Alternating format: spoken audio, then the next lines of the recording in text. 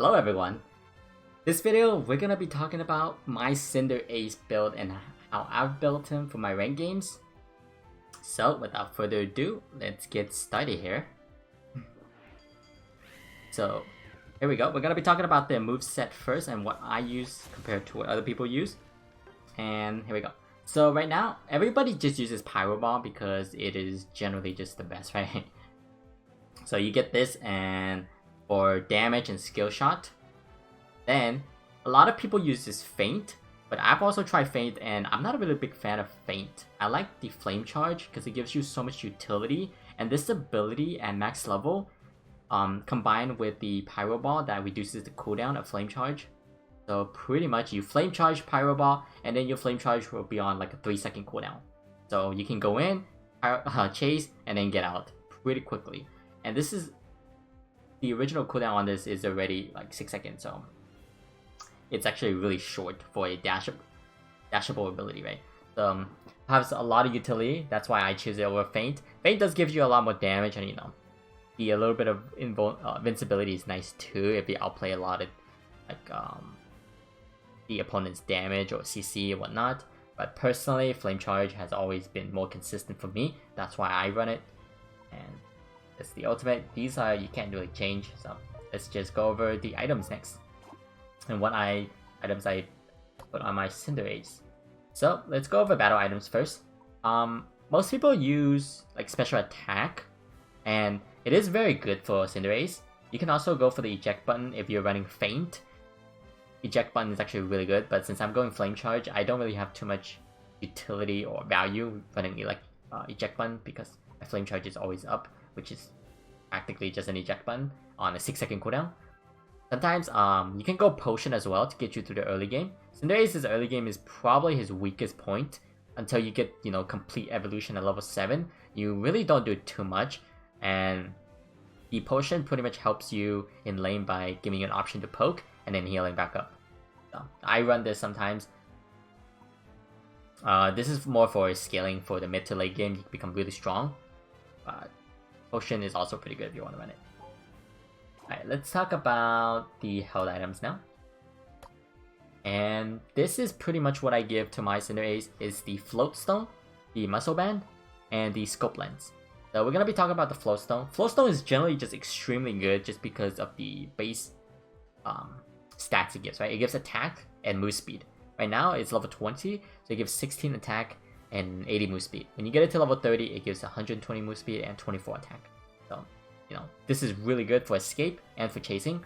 If you have Float Stone and the enemy don't have Float Stone, essentially you're always going to be moving a lot faster than them, so you can chase and kite them. Now, Float Stone, a lot of utility, excellent for champions that wants to go in and out. Next, we have Muscle Band. Okay. Let's talk about the passive move speed as well. So you get move speed when out of combat. This is not all that useful. It's good when in the mid game where you're making rotations and stuff. But other than that, in lane, it doesn't really do too much. Let's talk about Muscle Band next.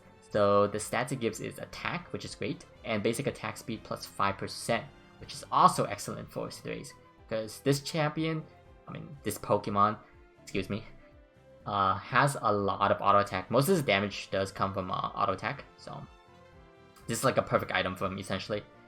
Plus it has the bonus effect where when basic attack hits, the damage is increased by 3% of the opposing Pokemon's remaining HP. So if you're going against someone like a Snorlax or a Slowbro that has a lot of HP, every auto attack you hit them with, you pretty much chunk them for 3% of their remaining HP. And if they're at full HP, you get 3% off their full HP. Really, really, really strong. It helps in the jungle camps as well, where you're just clearing early. So this is probably his best item, I would say. Next, this is a scaling item, Scope Lens. It gives crit rate and crit damage increase. So in the earlier of the game, it doesn't really do too much, but once you get higher level, where your abilities can crit, then this has a lot of value, right? It also increases the damage of basic attacks critical hit. The higher the Pokemon's attack, the more damage it increases.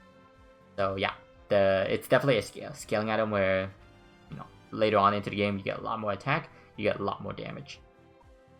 So this is pretty much just a full-on all-in build in terms of just damage. I don't really run any like defensive or healing, but some Cinderace they like running healing and defensive HP. So that's it. Next, let's go over on how to play his early game and how to play his mid game to late game. So let's go. Practice tool here.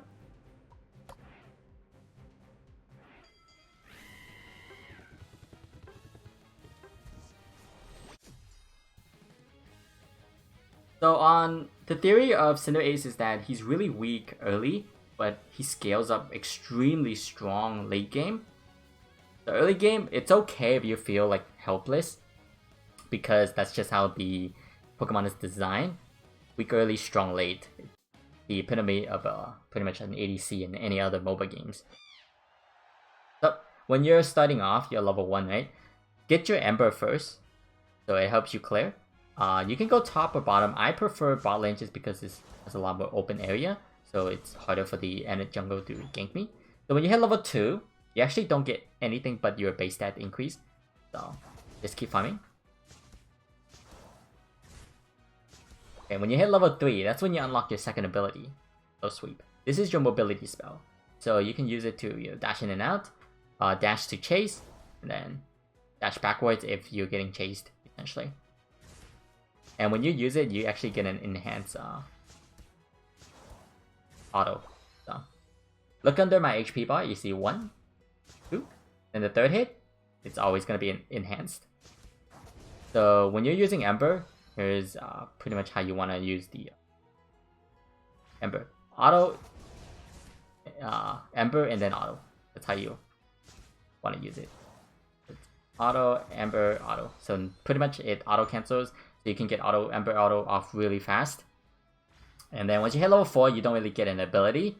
So like I said, his from level 1 to level 4 is very weak. And auto, Ember, auto, that's pretty much how you want to do the combo. You do not want to cancel your auto attack with the Ember. Okay. Let's try to hit level 5, because that's when we're going to get our first evolution. There we go. We're level 5 now. We don't really get an ability, but we do evolve into Reboot, which gives us a little bit more damage. Pretty much a stat increase. So here, at this point in the game, all you do is just farm and try to clear as many camps as possible. The rotation on how to clear these camps depends on your support, but some support helps you clear a lot faster than others.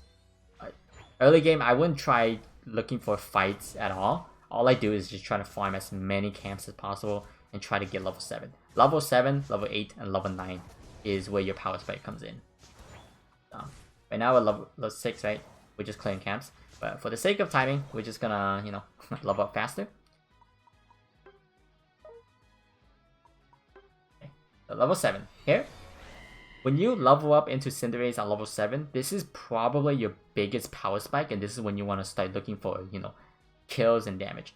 And when you hit level 7, press the left D-pad to pretty much upgrade your the Ember into a Pyro Ball. So Pyro Ball becomes a skill shot instead of a point and click.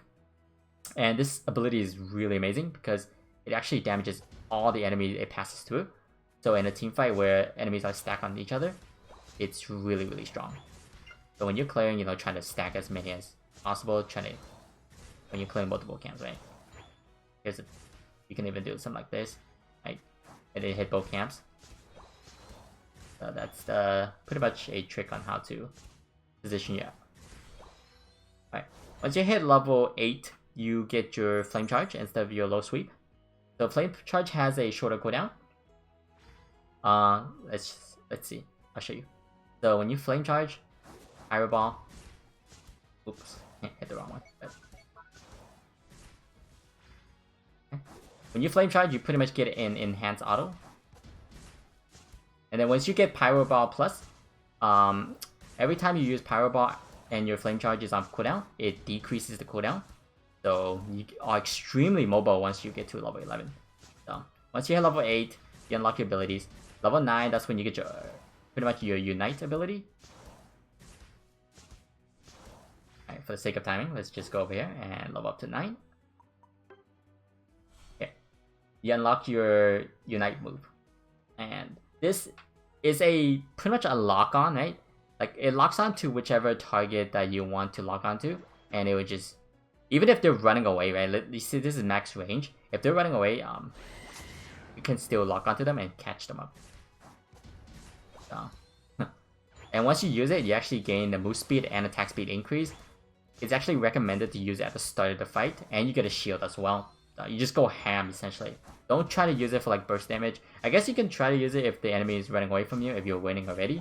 But at the start of a team fight, just use it right away, and you get a huge burst of damage when the fight starts, and you just melt everybody. So, level 10 is just a stat increase. You don't really get anything in the mid games and stuff. Like I said, once you get your power spike, you just look for fights or you just push for goals. Nobody can out damage you, but you are vulnerable to CC and gap close and assassination, so you gotta be careful. That's why with flame charge, you try to use it for an escape. It's off cooldown quite fast, you know. So, and when you flame charge, your auto attack actually slows them. So flame charge backwards, auto, and then you know. Okay. Then they get the bleed effect, slow effect. Alright, let's go over here. Level 11. Upgrade your power ball. So level 11 is your another power spike. Now your power ball is upgraded. Okay. If you flame charge and then power ball, you will get cooldowns down. Like flame charge, power ball, and it goes down to like 3 seconds. So it's already up, see? So you are really mobile. That's why I prefer the flame charge over the feint, just because how much mobility you actually get this move. Alright, then let's go to level 12. Is just a stat increase. Level 13, you get your second upgrade on your flame charge. Level 15 and level 14 and level 15 are just stat increases. They don't really do too much, but you know, it's always nice to have. So once you hit level 13, you're already really strong, right? Because you already have all your abilities upgraded. So that's pretty much how you want to play Cinderace. Early game, just chill, relax. Once you hit level 7 upgrade, that's when you become really strong, and then you can start looking for fights and stuff. And the builds that I have it pretty much scales. So, and it doesn't really take that long to get level 7, assuming that you are getting all your camps and nobody's stealing them from you. But yeah, that's the general idea of how to play this unit.